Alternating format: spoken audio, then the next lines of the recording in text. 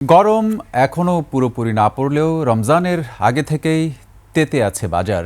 একের পর এক জিনিসপত্রের দাম বাড়ায় চিড়ে চ্যাপ্টা সাধারণ মানুষ। টানা কদিন ধরে ১০০-র উপরে লেবুর হালি। কমার লক্ষণ নেই নিত্য প্রয়োজনীয় কোনো জিনিসপত্রের দাম। এ নিয়ে নিম্ন ও মধ্যবিত্তের সংসারে বেড়েছে হাঁসফাঁস। বাজারের হালচাল নিয়ে মাইনুদ্দিন রিপনের রিপোর্ট। নোভা এলইডি টিভি, ঝকঝকে ছবি, নিখুঁত শব্দ, ৫ বছরের ওয়ারেন্টি। নোভা মানি, সঠিক মান, নিশ্চিত সেবা। রমজানের কদিন আগে থেকেই বেড়েছে নিত্য প্রয়োজনীয় সব জিনিসপত্রের দাম। রোজায় সেটা আরও বেড়েছে। লেবুর দাম শুনে চোখ কপালে তোলার মতো অবস্থা ক্রেতাদের।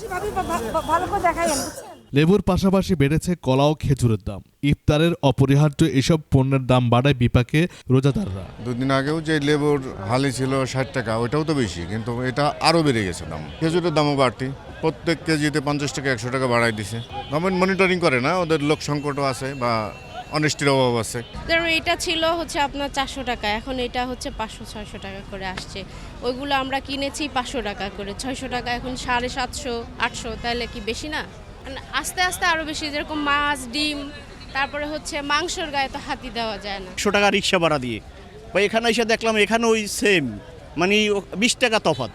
এখানে ১০০ টাকা, ওখানে ১২০ টাকা, তাহলে আমার মাঝখান থেকে ২০০ টাকা গেল রিক্সা ভাড়া। শসা ও গাজরের দামও বেড়েছে কয়েক দফায়। এ নিয়ে ক্ষুব্ধ ক্রেতারা। কারণটা হলো সিন্ডিকেট করা হয়েছে, সিন্ডিকেট করে দাম বাড়ানো হয়েছে। এটা আগে পূর্বে যা হয়েছে সেম এখন তাই চলতেছে। বিক্রেতারা বলেছেন মৌসুম পরিবর্তন ও আমদানি ঘাটতির কারণে এই জন্য হচ্ছে এই সময় একটু মানে সংকটের কারণে দামটা একটু বেশি। রমজানটা যদি মনে যেত আরও ৩ মাস পর হতো না, এই সময় কিন্তু লেবুর দামটা এমনই থাকতো। তো এখন রমজান পড়ে যাওয়াতে এখন মনে করো তো একটাই দোষ হলো লেবুর।